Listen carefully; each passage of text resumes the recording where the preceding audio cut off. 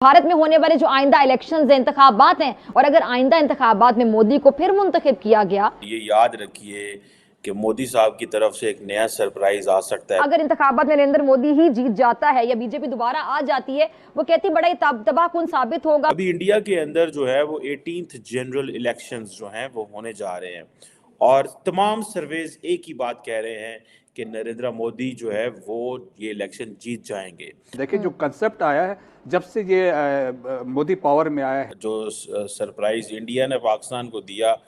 सिर साहब, क्या वजह है कि पाकिस्तान अपने मफाद के मंसूबों को मुकम्मल नहीं कर पाता, बार बार तातुल आता है, तसलसल नहीं रहता? जिस हद तक मैंने ट्रेलर देखा, ट्रेलर में जो बातें की गई हैं, मैं आपको बताऊं तो मुझे तो 100 में से 100% बातें ठीक लगी हैं।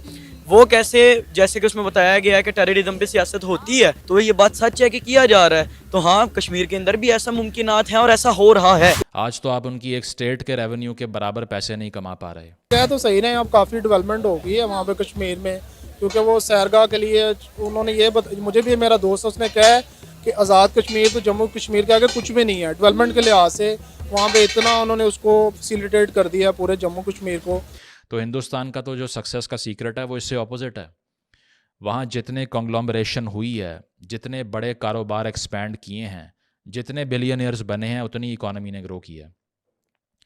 पाकिस्तान के पास इस स्टेज के ऊपर कोई एक भी यूनिकॉर्न फर्म नहीं है।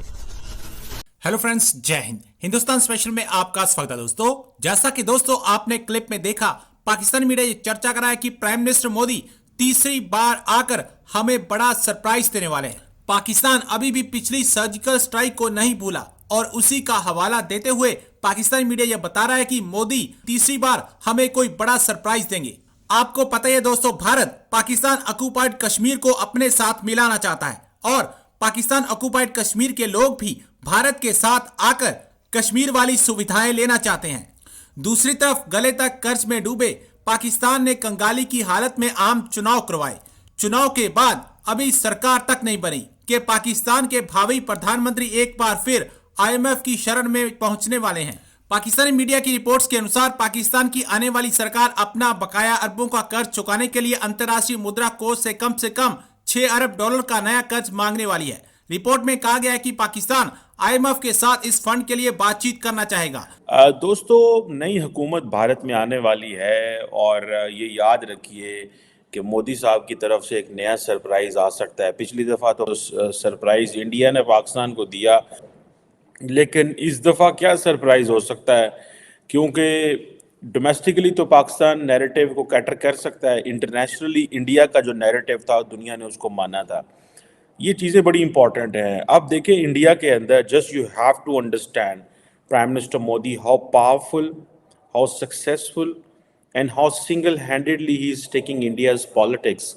वो कैसे लेके जा रहा है, एंड आपको उन सारी चीज़ों को नरेंद्र मोदी के लेंस से देखना है। अभी इंडिया के अंदर जो है वो 18th जनरल इलेक्शंस जो हैं वो होने जा रहे हैं और तमाम सर्वेज एक ही बात कह रहे हैं कि नरेंद्र मोदी जो है वो ये इलेक्शन जीत जाएंगे। और ये आप देखें कि उनका बड़ा एक एग्रेसिव कंट्रोल है इंडिया की हुकूमत के ऊपर, इंडिया के निज़ाम के ऊपर, और इसके साथ साथ इंडिया जो है वो ग्रेट पावर के लिए भी जिसे वो कहते हैं ना, एक एम्बिशियस है।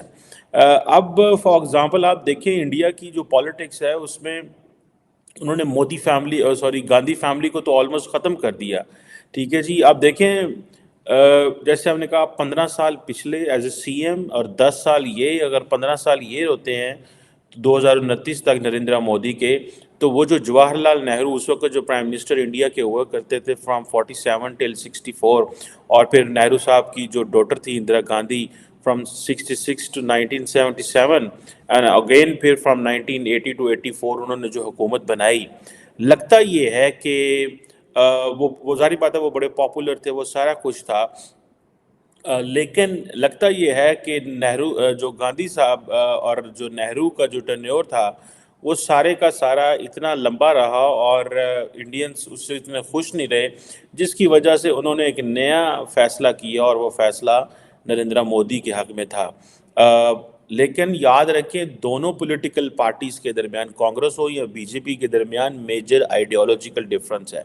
उनके एटीट्यूड्स की तरफ, उनका जो रवैया है टूवर्ड्स मज़हब, उनका जो रवैया है कि भारत को किस तरह नज़र आना चाहिए। नेहरू और कांग्रेस के बारे में कहा जाता है कि वो रिलीजियसली प्लूरलिज्म की बात करते हैं और वो लिबर्टी और इन चीज़ों की बात करते हैं, हर बंदे को आज़ादी है। लेकिन बीजेपी जो है उसके बारे में कहा जाता है कि वो एक इंडिया को मेजॉरिटेरियन स्टेट बनाना चाहती है, जिसमें सियासत हो, गवर्नेंस के मसले हों, हर चीज़ हो, वो एक हिंदू स्पेक्ट्रम से देखे जाएं। This is a difference between both the leadership and both the political parties. So Pakistan will have to cater all these things very carefully. ये देखें, it's not a joke. India is a very important country for Pakistan in a sense. It's a neighboring country. It has a global significance. Its relevance has increased. Globally manifold. Every global leader is getting into India, is landing in India, Pakistan से ऊपर से गुजरते हुए। So जारी बात है, इसको समझने की ज़रूरत है। अब मोदी साहब जो हैं वो कहा जाता है कि अब प्राइम मिनिस्टर तो जारी बात है दोबारा बनने वाले हैं, लेकिन याद रखें कि मोदी साहब और वाजपेयी साहब जो थे, दोनों बीजेपी के लीडरशिप थी, लेकिन दोनों में डिफरेंस है। जो वाजपेयी साहब जो 96 से 98 और फिर 2004 तक रहे, उनके दरमियान और मोदी साहब के दरमियान ये फ़र्क ये है कि उनको जो है वो अपोजिशन की रिक्वेस्ट करनी पड़ती थी। मोदी साहब जो है वो बड़ा ज़्यादा ताकतवर है। वो जिसे कहते हैं ना कि उस वक्त पोजीशन और थी। तो हिंदुस्तान का तो जो सक्सेस का सीक्रेट है वो इससे ऑपोजिट है। वहाँ जितने कॉन्ग्लोमरेशन हुई है, जितने बड़े कारोबार एक्सपैंड किए हैं, जितने बिलियनियर्स बने हैं, उतनी इकॉनमी ने ग्रो किया है। पाकिस्तान के पास इस स्टेज के ऊपर कोई एक भी यूनिकॉर्न फर्म नहीं है। यूनिकॉर्न फर्म क्या होती है? जो टेक्नोलॉजी कंपनी या फिर स्टार्टअप्स होते हैं जो कि मल्टीपल बिजनेस ओन करना शुरू कर देते हैं। हिंदुस्तान में इस वक्त 113 यूनिकॉर्न कंपनीज़ हैं जो कि $1 अरब से ज़्यादा की नेटवर्थ रखती हैं। पाकिस्तान में एक भी नहीं है। जो 2 से 3 बात की जाती है वो पाकिस्तानी है जो कि ओवरसीज़ हैं। इसके अलावा पाकिस्तान के अंदर एयरलिफ्ट ऐसी कंपनी थी रिसेंट हिस्ट्री के अंदर, 2022 में कहा जा रहा था कि ये पहला यूनिकॉर्न बनेगा, बंद हो गई, बैंकरप्ट हो गई। उसकी वजह यह है कि लोकल मार्केट में रेगुलेशन इतनी ज़्यादा है, हुकूमत के ऊपर डिपेंडेंस इस नौयत की है कि हर किसी को खिलाए बगैर तो आप चल नहीं सकते। आपको पता नहीं है कि मैंने लॉजिस्टिक्स अगर बुक करवाई हैं तो कल पेट्रोल का रेट क्या होगा। आपको ये नहीं पता कि गैस का रेट क्या होगा अगर मैं फैक्ट्री खोल रहा हूँ तो।